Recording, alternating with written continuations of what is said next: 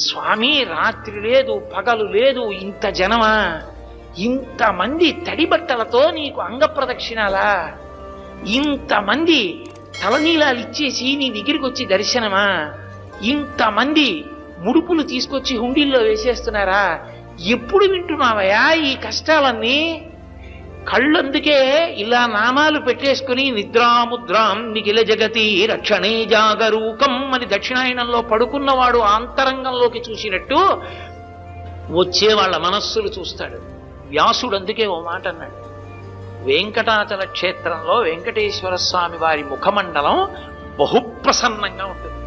ఒక్కొక్క రోజున ఎంతో సంతోషంగా ఉంటుంది. అర్థం ఏమిటో తెలుసా? కొండ మీదకి ఎవరో ధార్మికులు వచ్చారని గుర్తు. ధర్మమునందు విశేషమైన అనురక్తి ఉన్న వాళ్ళు కొండ మీదకి వచ్చారనుకోండి, ఆ రోజు మురిసిపోతాట, రే ఒక్కడు వచ్చాడు రా.